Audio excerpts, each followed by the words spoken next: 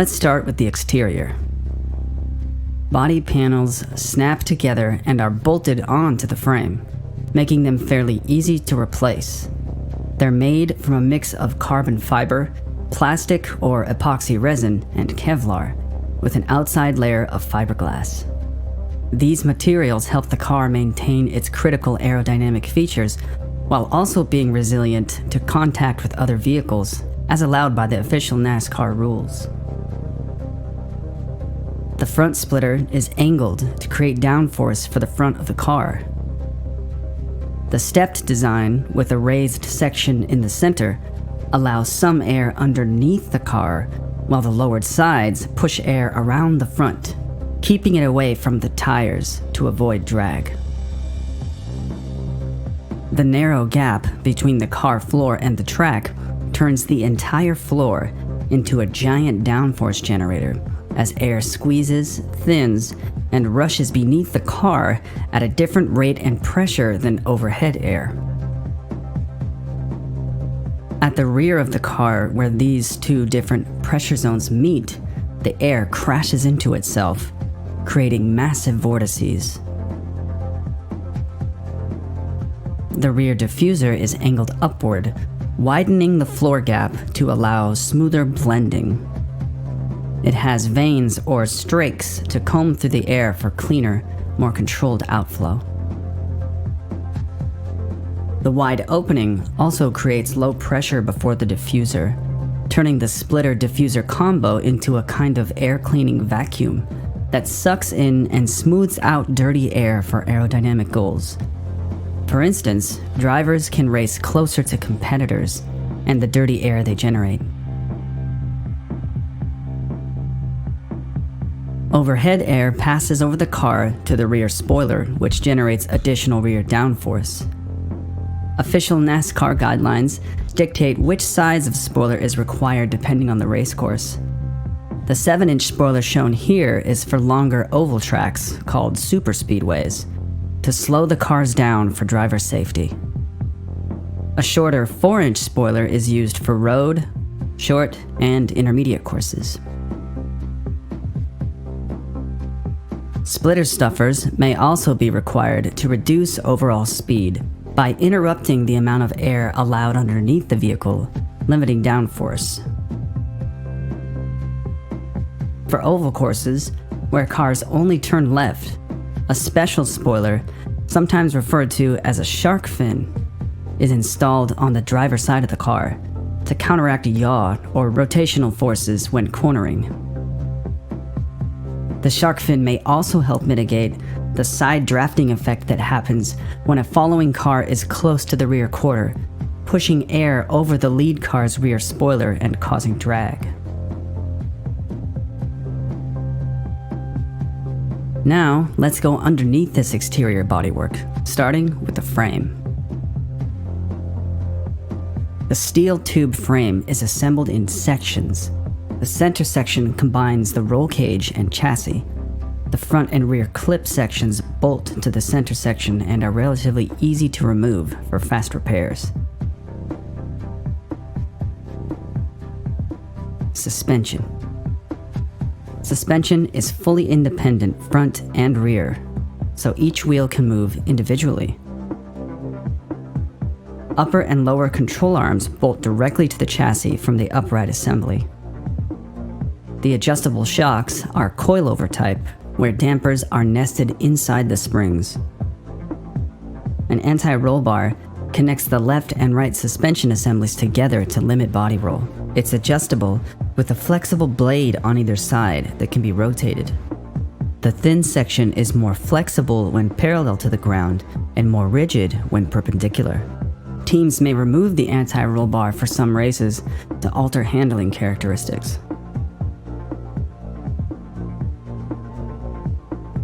The car's weight distribution can be easily adjusted, for instance during a pit stop, by inserting a tool through the rear window into the weight jacker assembly. This hydraulic system controls rear spring compression independently. The process is called adding or removing wedge. Too much wedge angle from the rear driver to front passenger causes understeer, where the car doesn't turn easily enough and is said to be too tight. Too much wedge angle on the opposite side can cause oversteer, where the rear end breaks loose and the car may spin out of control.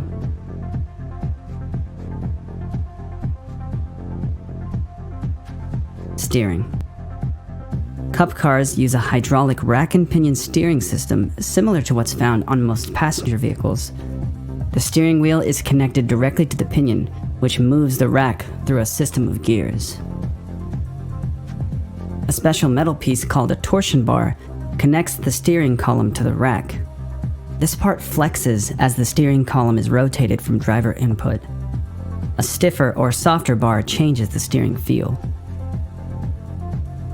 Toe, also referred to as tracking, is the angle of each tire in relation to the center line of the vehicle when viewed from above. It's adjusted in the front using a toe link adjuster, and in the back using shims.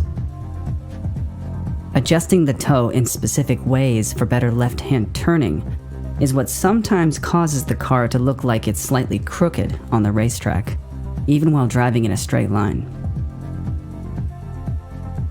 Camber, which is the angle of each tire in relation to the center line of the vehicle when viewed from the front or back, can also be adjusted using shims.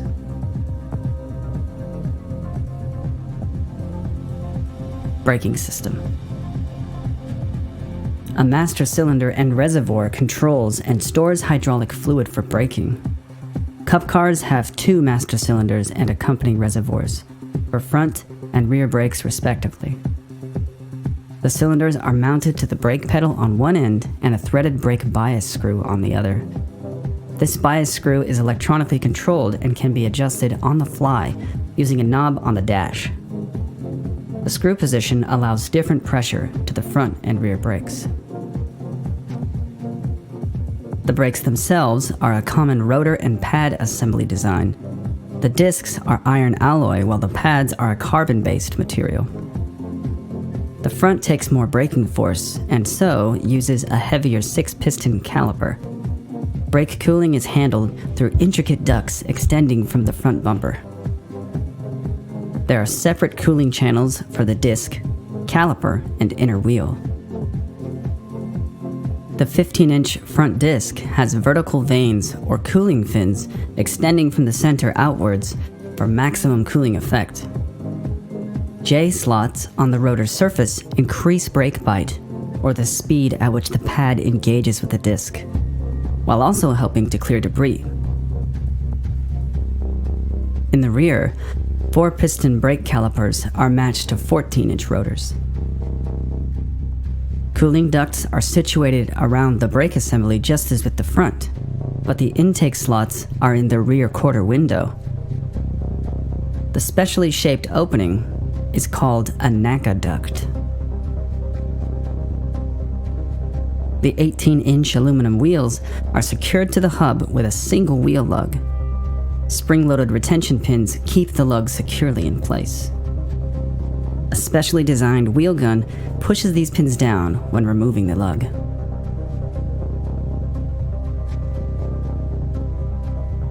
Engine and associated systems.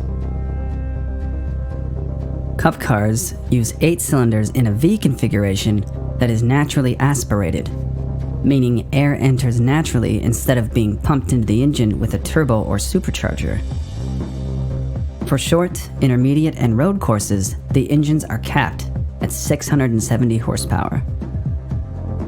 Some of the air from the grill intake is diverted to the engine through a ram air duct system that takes advantage of high-pressure air in the grill area to force more air into the engine. On superspeedway courses, a tapered spacer is installed in the air intake path to limit airflow, effectively decreasing engine output to around 510 horsepower for safer racing speeds. Exhaust collects from headers into large pipes that exit through ports in the bodywork on each side. The engine oil tank is located between the driver's seat and the fuel cell. It's part of a dry sump system where oil is pumped from an external tank. Dry sump systems have superior oil pressure and distribution characteristics, and also allow the engine to be mounted much lower for an improved center of gravity. The engine control unit, or ECU, sits inside the cockpit, mounted to the dashboard. The ECU is a powerful computer that can monitor and tune engine performance characteristics. Cooling. The front splitter directs air into the radiator duct, where it passes through the radiator and oil cooler. The exiting airstream is directed over the hood and car body through louvered hood vents. The ideal running engine temperature is between 230 and 250 degrees Fahrenheit.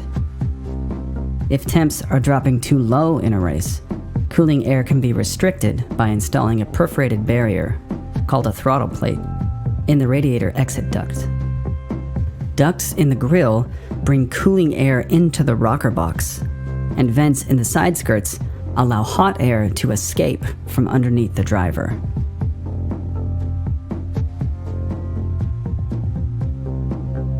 Fuel tank.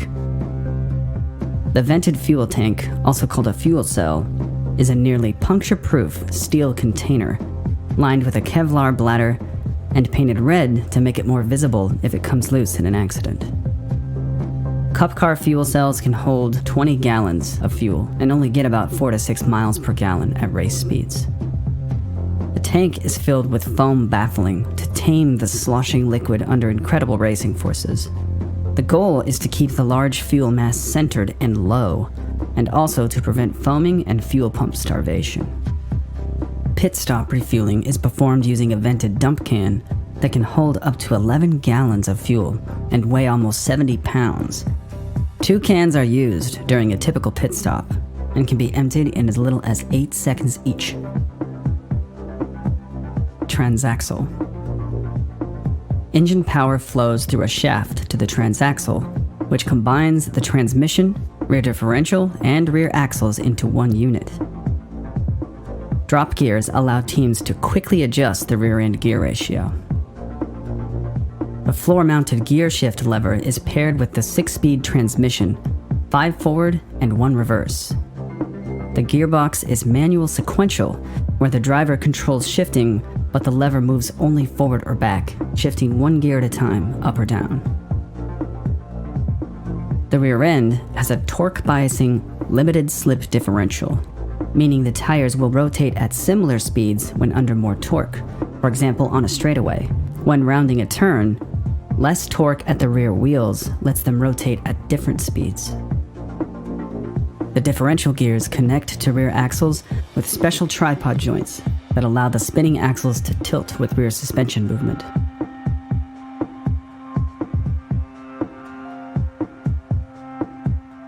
Safety systems. Cup cars have robust safety systems. The aluminum tubes that connect the rear bumper to the rear clip create a framework that can absorb violent impacts. The front bumper is attached in a similar way. The roll cage is a driver's primary protection.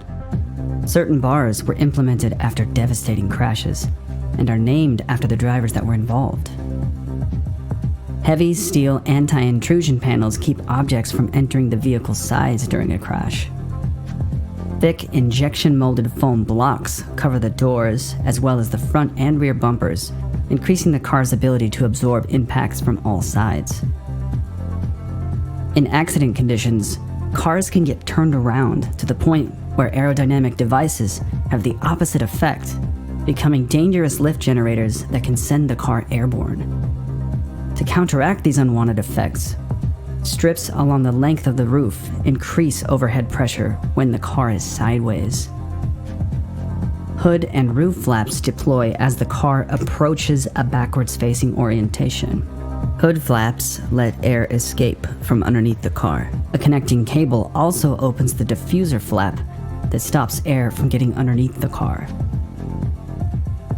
Safety tethers attach items to the chassis to prevent them from flying off into other vehicles or even into the stands. There are multiple tether points for the hood and deck lid, and for each control arm and wheel assembly. Each car contains 2 to 3 separate fire suppression systems. There are heat-activated systems in the engine bay and trunk areas. The driver has access to a cockpit-mounted extinguisher. There's a roof hatch directly above the driver for emergency exit. There's no window on the driver's side. A window net keeps the driver inside the vehicle and large debris out. Rookie drivers are required to have yellow stripes on the rear bumper to alert other drivers.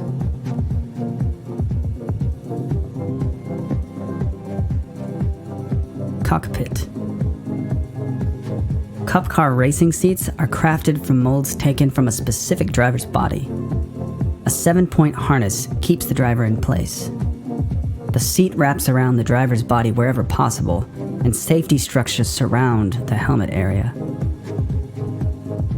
Drivers wear a special brace called the Hans, or head and neck support, to limit head movement in adverse conditions.